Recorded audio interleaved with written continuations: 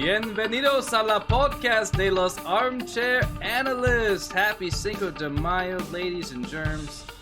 This is our 15th episode. Thank you so much for joining us. If you are not celebrating, you might want to. I know it's kind of a weird day to do this during quarantine, but if it is your heritage, feel free to celebrate. Keep on doing so. If it's not your heritage, have some tequila y tacos con carne asada and call it a day. I am your host, Johnny. With me always is... Ace. And honestly, I like Al Pastor. No one asked you. But I had to get that in. Of course you did. For those of you that care, we are available on Twitter at AA Podcasts and on any major streaming platform for podcasts available out there. Just look up Armchair Analysts. Also, we are on YouTube. All the latest episodes are posted there weekly. So if you can't find a way to enjoy the podcast, well, we've got a nice little pattern going with our personal Corona updates. So I figure we might as well keep it going on since we're getting toward the end. Folks? Me? No. Let's ask about Aaron. Aaron, what have you been up to? Not a whole lot, honestly. I got to golf all this weekend 3 times, played pretty well. And I learned something. I initially thought the first 2 weeks that the trash, the service wouldn't come out to pick up the trash because, the rest of the city is shut down. But found out that they are essential workers. So I had 2 weeks of garbage piling up alongside my house. And thankfully, that third week, they ended up grabbing a whole bunch of crap on that third week out front. But Basement will be finished this week. Living in squalor. There you go. Just like in our college days. Yeah, college days. Let's never go back then. All right. So nothing crazy. I've also been outrageously boring. Being as that we can't go anywhere and really spend money on anything, I've been kind of stockpiling some cash. So I opened up a retirement account. Started loading some cash in that since I'm 31 and I want to retire at some point, so I'm doubling up on that. Just being really nerdy with my money and finding that there's a lot of things in my life that could use an upgrade, things that you don't really think about on the day-to-day. It's new tennis shoes, new works clothes, just stupid stuff like that, a backup pair of glasses. I know, super boring, but when you get older, you don't really think about these things until, as a male, your clothes are starting to fall off you because there's holes in them. Maybe I should get some new underwear without holes. Get some storage shelves or some tubs. Clean some stuff. I leave that to the lady. She's a little bit better with that. I don't want to go shopping for totes and storage units. It's not really my forte. But as we're trudging through the lockdown, we do get a bit of good news. Today is Cinco de Drinko Tuesday, and this Thursday, hopefully when this episode goes live, the NFL schedule will be released. So that's going to unload a whole new wave of expectations as the NFL has been completely unwavering. They don't believe there's going to be any change needed to the regular season. Off-season, obviously, they've already been working on that, but the rookies they're with the teams now. They're all chatting, sharing playbooks, and Zooming more than we can imagine, but eventually got to get in pads and just get on I the love field that the NFL would say that nothing's going to change. You're not going to have fans in the stands. Ad revenue changes tremendously, idiots. But I agree. They got the playbooks. They can, study at their leisure now. But I mean that's a good point too, because this last week ESPN released a study that found that fans were in favor of sports returning without spectators rather than waiting sport to resume when only fans are able to attend. So, I mean, ever since this first possibility became a thing towards the end of the NCAA basketball season, when the regular season ended and the championship tournaments were coming up, everyone was kind of curious, like, well, are they still going to play? Are they going to play without fans? Home court advantage is going to be a crapshoot, and then for NCAA, there is no home court advantage. So now imagine, 70 to 80,000 seats in the NFL in the stadium completely empty. And they're going to during a game. It's weird. It's better than nothing, but shit, it's pretty terrible. Yeah, It's like watching and XFL. another thing too is if there's Mike Florio mentioned today on a show that I heard the excerpt or whatever, but he mentioned that depending on the schedule, you could tell based on games played because they might shift some games around that you'll be able to tell. Okay, maybe they're doing this on purpose for a reason. So look out to see when games are too. I mean, either way, like, Yeah. it's going to be hard no matter what they do. But I think at least historically, within the last few years, they've typically loaded the back end of the schedule, like the last 5 to 6 weeks, with games just to playoff seating Hmm. a little more interesting. I don't know. For me personally, it hits hard because no matter what the sport, I try to Yeah. get to at least a few games here, collegiate or professional. But it's going to be difficult. That's become not only a pastime for myself, but it's a nice way for older friends to Hmm. get together. Groups of family, even like that was kind of like a bonding thing. Like when the NFL schedule came out, I would make plans with my family, like because my parents live in NC. So if they're playing the Panthers, we'd already start working out dates and flights and all that kind of stuff. So it's gonna hurt for a lot of people, I think, to not know. Like, are we? The It's games a might be good thing you got played, the but portal for for your yeah, parents because you might have to do that. well, the best thing is that I have a Ooh. 55-inch TV and a nice leather recliner, so I Yeah, can sit and I watch the wonder if people are games. going to congregate more It because, won't like, be if bars and horrible, all but that open up, you got to imagine that those places are going to be much full. yeah. Well, that's the thing. Like, if I can't go to the game, I'm going to go to Hmm. a huge packed bar to watch the game, and at least for a half. Like, it's hard to sit in a really crowded, Yeah. loud bar for a full game. Just I don't know. I can do it for the playoffs, but for Hmm. regular season, That's another thing the NFL I can't wants. get They it. want all this crap to go away so that bars and restaurants can open back up because they know that would be a huge moneymaker as well. Well, I mean, I talked about it probably 10 episodes ago, but the Hmm. NFL Sunday ticket's a big thing. All their streaming rights, the viewership arguments that they've been going for, all the different Hmm. contracts with all the different networks. I mean, it's all going to come into play sooner rather than Yeah. later.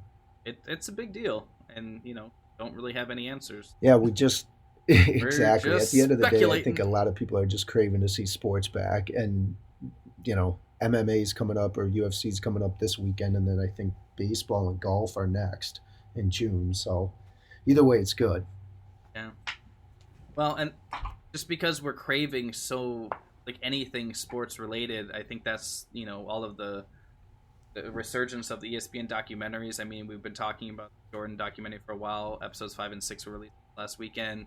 That's been a big hit with most people. But Alex Smith, the Project 11 documentary, just kind of following his path, gruesome injury, his battle, flesh-eating Ugh. infection, borderline dying, all the different surgeries, microsurgeries, and he's out of all the equipment. He's walking around, and he wants to come That's back and play football. insane. It's Like, admirable, but he insane. must have how many years left with the Redskins? Couple? He's still under contract, but he's 35, I Oh. believe, turning 36 this season. So, I mean, he's not a spring chicken, but it's kind of like the Ryan Shazier thing. Like, kind of don't want them to come back. Like, it's a Hmm. really inspirational story to watch, and because it's a long recovery for both of them, Well, and it's he signed a really long want them term. playing. Yeah, Like, he signed a they long both term almost contract die. with them, I believe, for over 100+ million. So, oh wow, so you what? How many episodes is it? It's The just a Alex Smith, one. Okay. it's just one, Honestly, I figured they could just one milk a film. couple out of it since everybody's attached to the Last Dance. Keep them in that mindset. Yeah, well, unfortunately, Alex Smith doesn't have No, I quite the know, draw of but you Michael could get Jordan, two out but of it easily. I I mean, bet. I wouldn't watch a second one. You can kind of surmise most of the rest of the information, but it was just interesting to see, how Hmm. big the following was. Like, that he was a highly touted recruit coming out of college. Obviously the number one pick. And between him and Hmm. Rodgers, it was a huge, great debate. And then when the 49ers would play the Mike Packers, like he would have McCarthy. all the headlines too. Um, yep. So it's crazy, especially like I think the biggest uh, fan base of his were the people in KC. I mean, they're over the moon with Mahomes, but Alex Smith Yeah, steered that team it's a great for point. half a century. So and did a pretty damn good job doing it. So it's Well, nice to see that he didn't still get much has respect following, in but San Francisco either, with Kaepernick coming on. no, oh no, definitely. Well, I mean, Yeah, he's a top pick in the draft and kind of underperforming for a while until the team started getting built around him, and once the rest of the team started to take off, then Kaepernick jumps in and takes him to the Super Bowl. So yeah, it wasn't the I'd greatest retire. ending to Honestly, that marriage, he's but probably got yeah, enough money saved up. Yeah, I wouldn't, dude. Right now, The leg is. I not with how that happened, and flesh eating infection. Oh man. all right, maybe don't watch the documentary because Yeah, you seem a little queasy yeah, just talking I'm about queasy it. for blood, so this I'm sure is pretty graphic at some points. Just a little bit, yeah. But on to a little brighter note, I did see a little blurb about Pat McAfee being considered for ESPN Monday Night Football commentary, which, as a fellow podcaster, he was probably his podcast was literally the first one that I listened to, and as soon as he retired from the NFL, I kind of just been following him, not religiously, not a lot of passion, but like just kind of keeping tabs on him, and he's really gotten to be a big deal. And I think now more than ever, I think we kind of need somebody like that too. I know he touched XFL for a while. A lot of people are concerned just because of his maybe R-rated humor, we'll say, that maybe he wouldn't be appropriate for Monday Night Football. But he has like a personality of a fine. John Gruden in a way where you don't really know what he's going to say, but it's going to come out in a way that you're like, oh, I didn't think it's always somewhat interesting no matter what he talks about. And I think he'll do his research. It seemed like on college game day segments, he was pretty well versed, especially doing the games as well, analyzing. Well, at the very least, he won't be a Booger McFarland. So. I was going to say, he ain't no booger.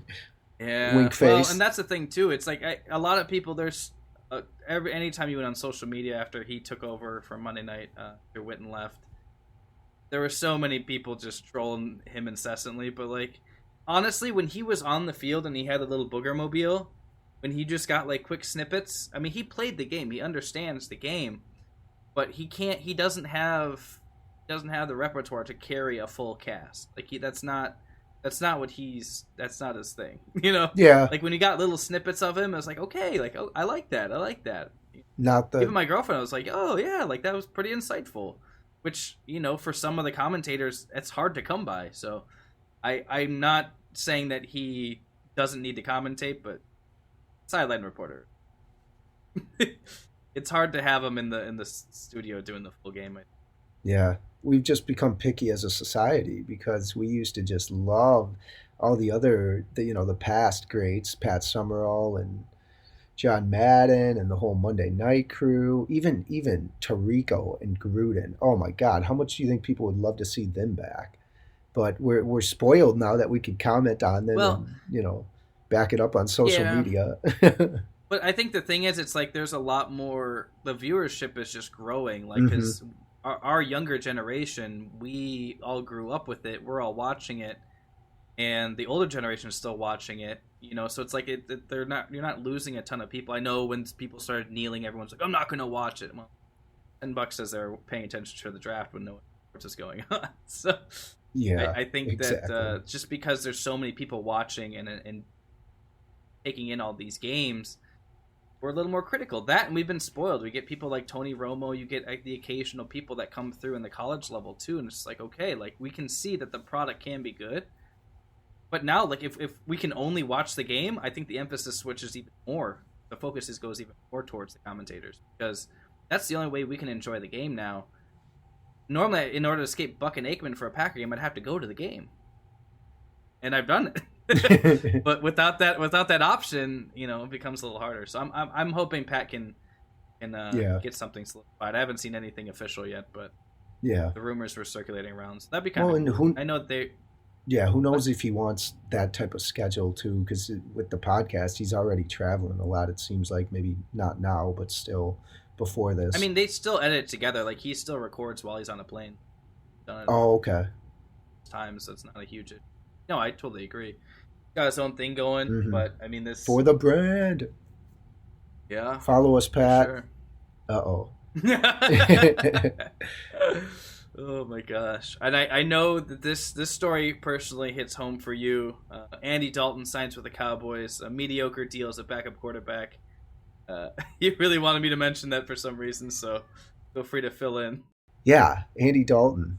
So what I read about Dak Prescott's franchise tender is that the only out the Cowboys have is they could rescind it altogether. So this could be putting pressure on him to say, okay, maybe we're not on the same page in terms of a long-term deal, but just play this year out and see what happens, or else we're just going to do, basically put you out on the free market. How was that different from last year, though, when he was on the last year of his rookie deal? It's probably, yeah, you're Like, right. It's probably the same from thing. week one until the time where you couldn't sign people anymore, and the trading deadline passed, they weren't dealing him. They weren't renegotiating. Hmm. They didn't have a new deal. Like, there was nothing really in play, and just week after week, we kept hearing, like, oh, Dak Prescott with 4 touchdowns. He just raised his bar a little more. So they franchised him this year. They'll franchise him again next year. It's stupid. But if they do rescind the tag, then I'm assuming they're going to take some dead cap, which is probably going to be a large amount of money, because I'm pretty sure the franchise tag is... Well, it's 30. It's 31 and a half, I think, for this. Yeah, it's not chump change. But he wants north of 40, so, I mean, whatever. Oh, God. Good luck. I don't think... How can Andy Dalton be a threat? He's been an idle quarterback. I mean, he made the playoffs for 4 years and couldn't get out of the first round. I guess that's Dak's problem, too. But we'll see. I mean, I'm not a Dak fan by any means, but you can't compare the two. They're not in the same conversation.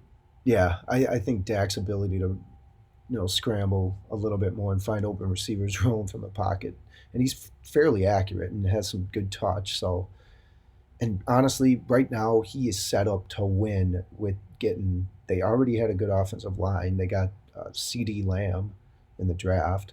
So. Yeah, and barring an injury to Zeke, I mean, the defense was middling, but you're in the NFC East. You don't have to. Yeah. Right. And there's an extra playoff 7 spot. and 9. No. Yeah, 7 and 9.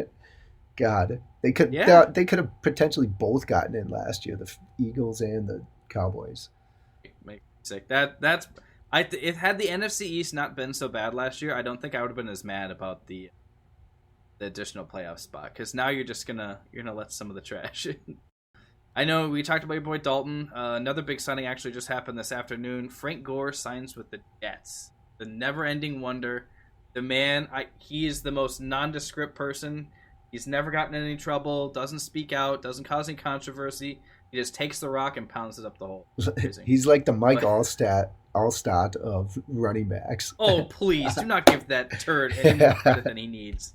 No, Frank Gore's solid, though, overall. Yeah, and now he's third all-time. He's a tank. So, he's third all-time. I highly doubt he's going to pass Peyton or Smith, but... after Frank Gore, you got Barry Sanders, AP, Curtis Martin, LaDainian Tomlinson, Jerome Bettis, Eric Dickerson, and Tony Dorsett. Man. That's a pretty good list. You're literally behind Walter Payton and Emmitt Smith. Uh-huh. That is not bad. And the thing is, it's like people still don't even know who the hell he is. Oh, and LT and Barry Sanders probably could have passed them. Well, I don't know. Maybe not Peyton. Peyton got some yards. You gotta remember, LT ended his career with the Jets. He wasn't really going to pass a whole lot of anything. Yeah. They kind of grind you down, and look at Le'Veon Bell. He's not having a great time, but I'm so glad he got signed again. He's just a relentless commitment to the game. It's just crazy because he will always finish the season. He barely ever gets hurt, nicked, barely stays out of a game, Mm-hmm. but he. Actually, if you remember when he got drafted, everyone was very scared to draft him because of his injury that he came ACL. So I didn't know that. A little ironic there. Yeah, he came from Miami. Okay. Yeah, I knew he came from Miami. That's similar to Willis McGahee then, because I think he tore his ACL in that championship game against Ohio State or something. Weird. He literally did it. It's pretty much the same time as McGahee, actually. It's crazy. Mm-hmm. Yeah, he tore it in 2002. Absolutely nutty.